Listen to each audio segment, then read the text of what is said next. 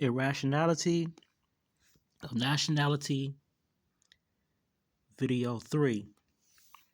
Okay, so again, this is dealing with the Hebrew Israelite uh, idea of one's nationality being whatever their father is, and the 12 tribe chart.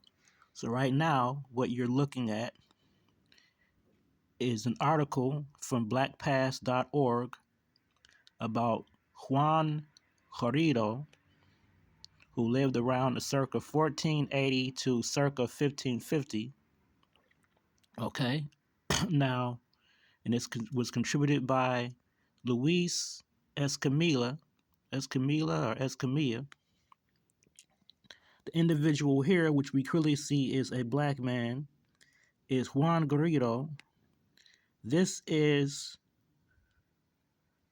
Hernan Cortez, who is a white Spaniard, and these are Native Americans that they met in Mexico or wherever they were at the time. Hernan Cortez was the conqueror or conquistador of the Aztec Empire. So you can see that these are different races of men. Now, the majority of Hispanic people trace their forefathers back to white Spaniards. According to Hebrew Israelite teachings, the white man, as they like to say, is descended from Esau, the brother of Jacob, and basically is the enemy of the Israelite people because Esau, aka Edom, was the rival brother of Jacob, who Jacob tricked out of his inheritance. And so also they believe, they believe, and this is partially based upon the fact of um, there being a mass conversion to Judaism during the time of the Maccabees, of the Edomians or Edomites or descendants of Esau, according to people said to be descendants of Esau, according to not even the Bible, but secular history, as told by Jewish priest slash soldier slash turncoat to the Romans, Flavius Josephus. But anyways, so now going to this 12 tribes chart they have,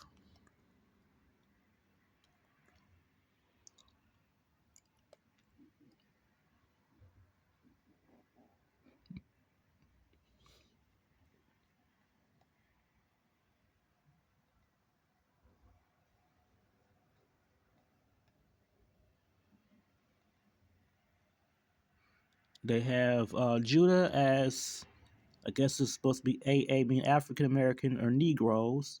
Benjamin, Benjamin, Jamaicans, West Indians, and Trinidadians, which again, what is the difference between West Indians, Trinidadians are West Indians, Jamaicans are West Indians, Haitians are West Indians, and they also have Seminole Indians and Aboriginal Australians.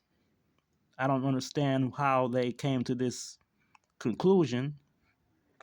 I also don't understand why North American Indians and Canadians are separated from, once again, Seminole Indians. Seminole Indians have,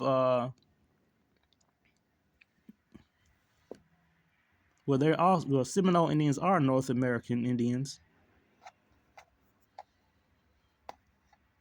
Let me lose my cursor.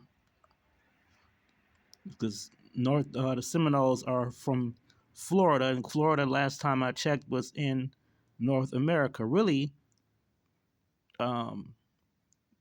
the West Indies are part of North America, although, with the exception of the U.S. Virgin Islands and Puerto Rico, they're not part of the United States, but still they're considered part of North America. But that's even neither here nor there. But they have Brazilians, Argentinians, Venezuelans.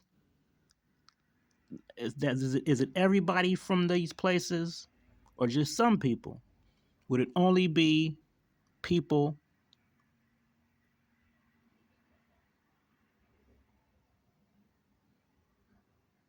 What happened? Well, would it only be people who are black in these areas, or what? And just to show you, just in case we don't know what people from Spain look like. Spain is in Europe. This is clearly a European person. Now, there will be people who will argue that there were black people in Spain, or that the original people were black in Spain and Portugal.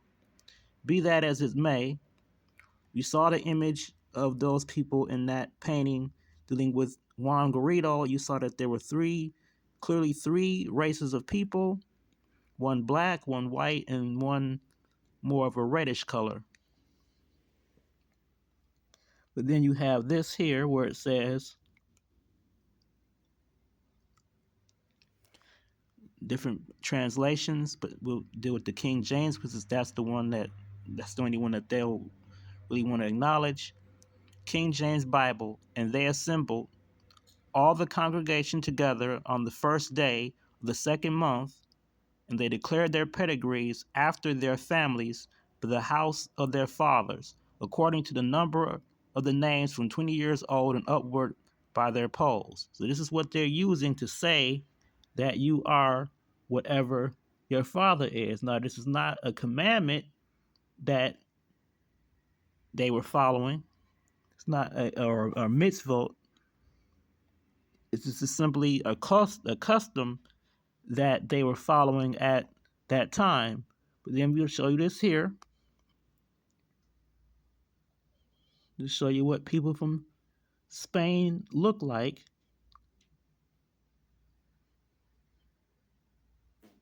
or men from Spain, since that's what they feel is important.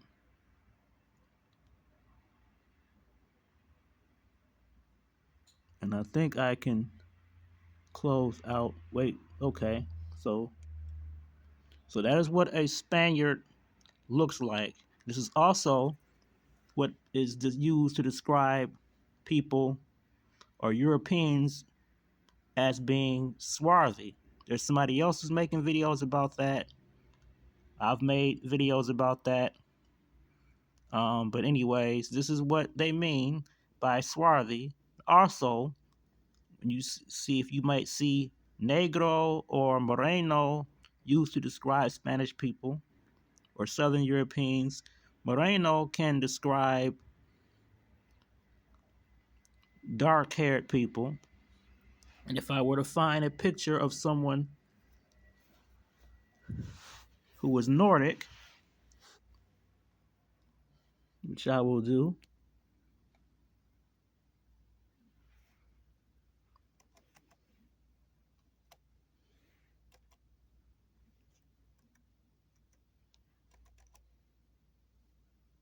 Nordic people,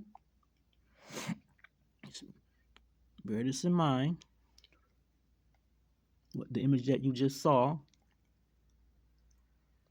Now you can see that, hopefully you can see that this woman is lighter than that Spaniard I just showed you. Or him here, Nordic guy, is lighter than a Spaniard.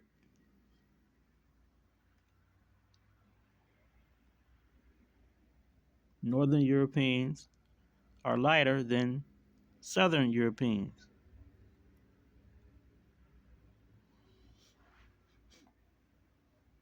Okay, now we can close this out here, and this, and this. We're going to go over to Mayan people.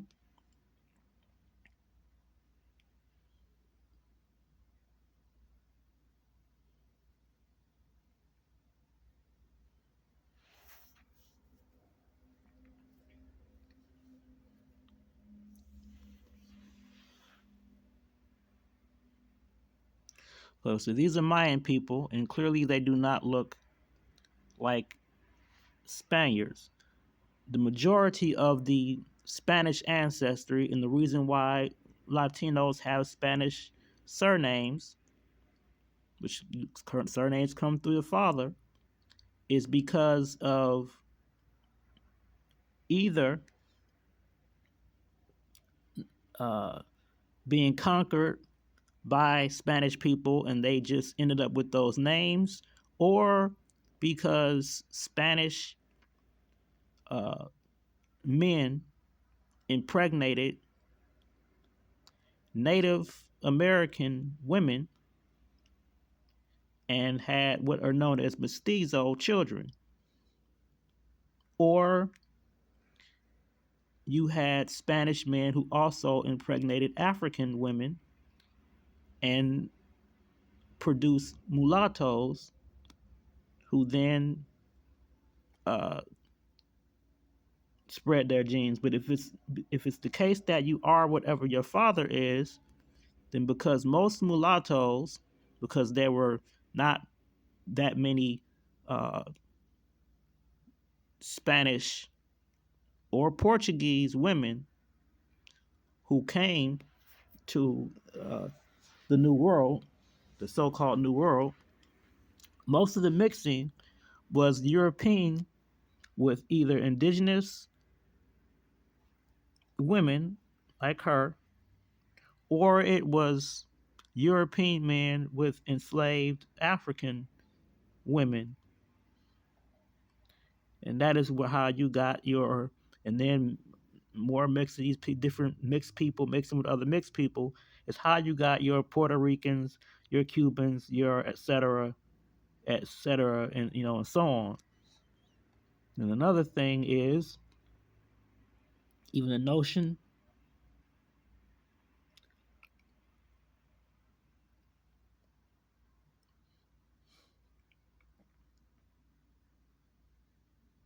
that they were practicing Judaism.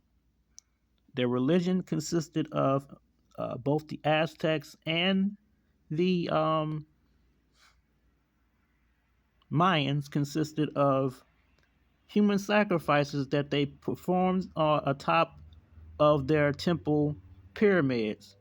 And this is what the practice that the Spanish ended when they introduced Christianity.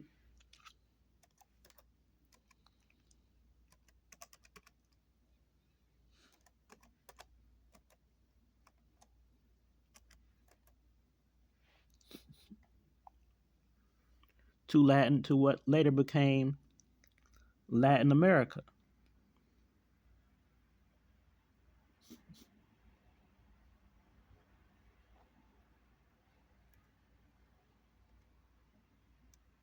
Showing you numbers of people worshiping in Latin America, the idol of Jesus,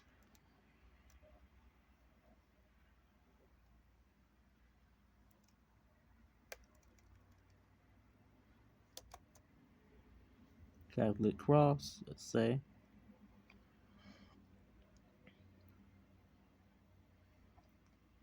So they replaced their own religion where they were performing human sacrifices, saying that they had to do it to save the world. Ironically, it was replaced with Catholicism, a religion about human sacrifice that nonetheless considers, I guess, continued human sacrifice barbaric, but where people pretend to eat human flesh and drink human blood. Go figure. But going back here to the 12 tribes of Israel chart,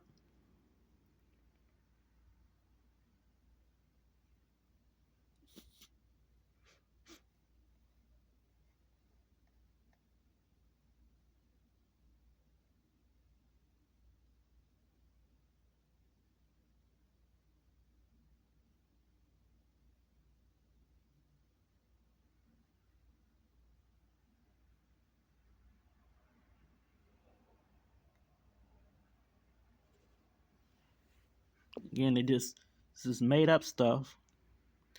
Okay, so now they have Hawaiians, Samoans, and I guess then they have South Pacific Islanders. They have Aboriginals of Australia. Now, one of the things, this, and I wanted this to be mostly about their ideas of genealogy, but anyways, it's still about that. But closing this out and this out, back again to Juan Garrido.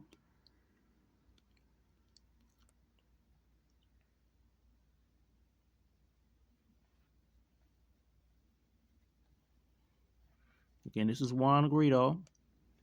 This is Hernan Cortez, and these are some Native American, probably Aztec or Mexican officials.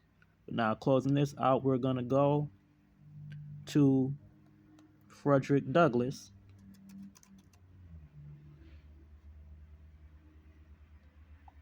Frederick Douglass's father was rumored to be white. So, according to this information, then Frederick Douglass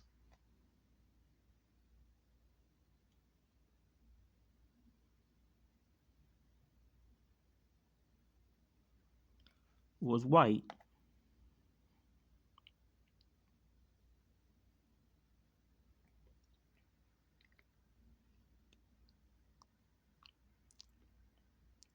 However, our eyes do not allow us to see Frederick Douglass as white, nor do they allow us to see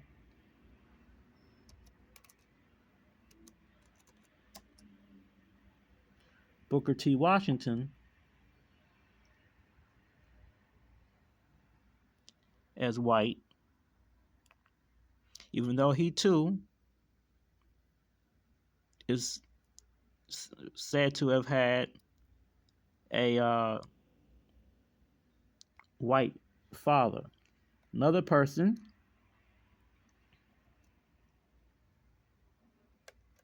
who I suspect was descended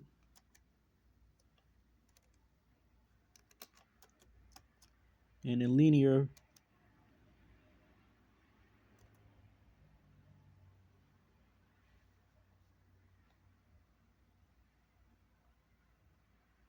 pedigree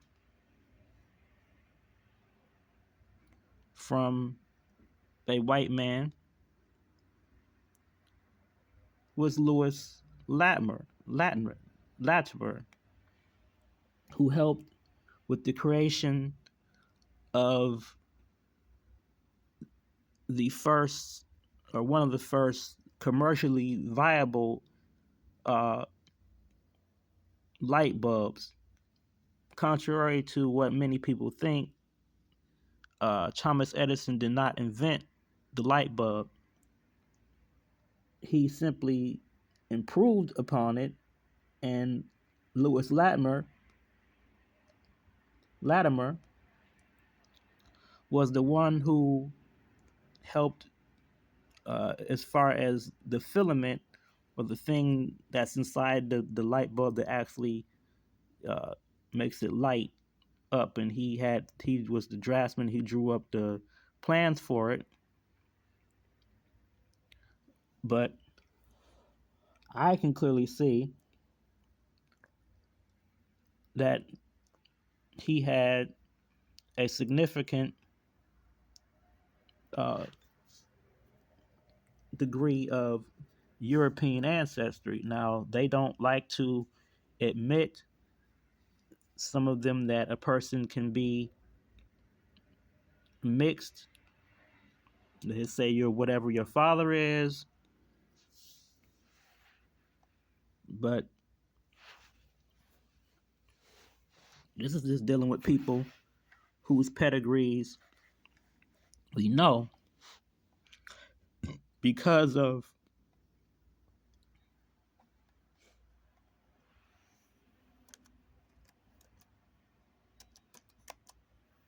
slave auctions and families being broken up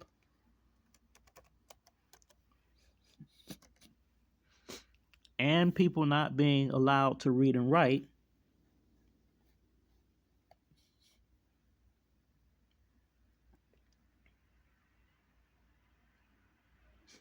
These people being sold. She mentioned some people being sold. We know that families were separated. So let's say this is somebody's uh, forefather. Yes, this in this case, this guy is black. But how would you know down the line always who your forefather was? You know that there were many people,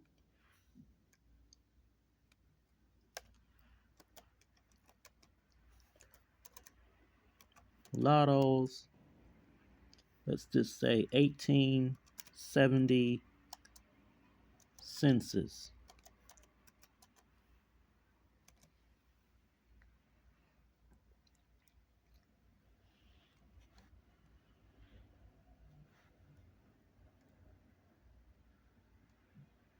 It says reclaiming clean about that mulatto. We're gonna just see what's going on with this here.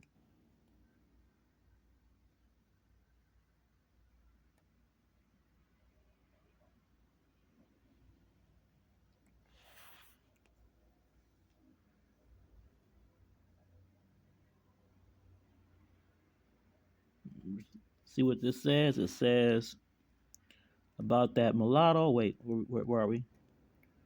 Reclaimingkim.com.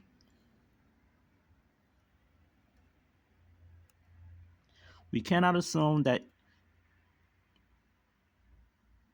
uh so somebody, Nanny Barnes. Again, clearly I can tell that this woman, whatever she is, I can see that she is not uh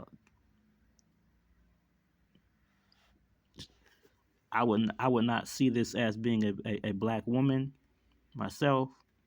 Anyways, it says we cannot assume that anyone marked mulatto in a census record had one white parent and one black parent. I have previously discussed the genealogists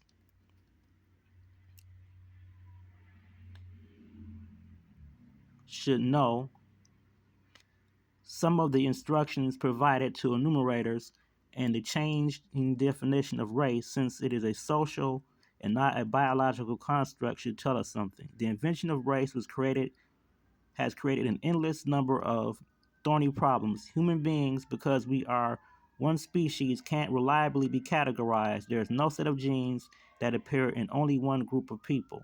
Of course, appearance alone can't convey ancestry. And there's the bothersome fact that Homo sapiens is a pretty horny species. There is no time in human history when populations did not mate and mix with other populations. You'll go back far enough in time, and guess what? You're mixed. Now, this is something, a claim that you have people who know that they are mixed will claim to say that everybody is mixed, even though there are DNA test results that refute that, but nevertheless. Okay, so an eyeball assessment.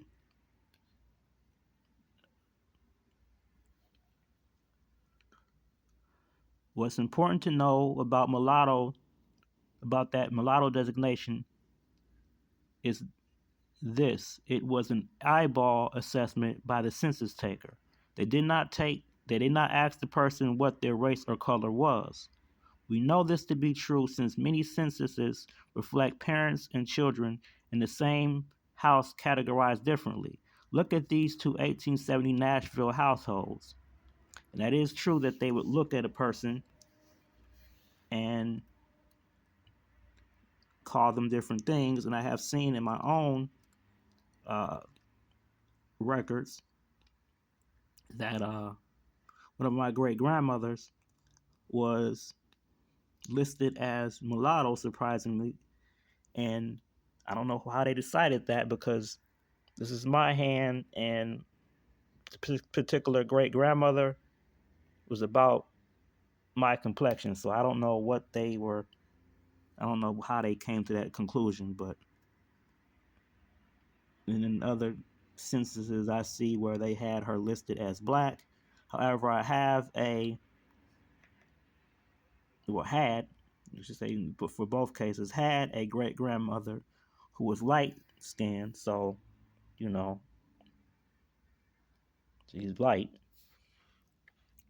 and she's listed as mulatto, and so are both of her parents. And looking at them, they look more towards the biracial end of the spectrum. Anyways, it says mulatto and census. In the post-emancipation time frame, mulatto was a color designation in the 1870, 1880, and 1910, 1920 censuses. It was not a designation in 1900. So if you are wondering why your ancestors were suddenly black or white in that year, now you know why. By 1930, both black and mulatto categories were replaced with the word Negro in the 1930s. Racial guidance below. Pay close attention to what it says about mixed race Indian and Mexican individuals. A person of mixed white and Negro blood should be returned as Negro, no matter how small the percentage of Negro blood. Now, if we're saying that there is not a such thing as Negro blood, it is simply whatever your father is, then many of these people who were designated as mulattoes, we know had European fathers. Okay, so then it says, both black and mulatto persons are to be returned as Negroes without distinction. And this is when the one-drop rule came about. It only came about in the 1930s, actually. A person of mixed Indian and Negro blood should be returned a Negro unless the Indian blood predominates and the status as an Indian is generally accepted in the community. Other mixed races and any mixture of white and non-white should be reported according to the non-white parent.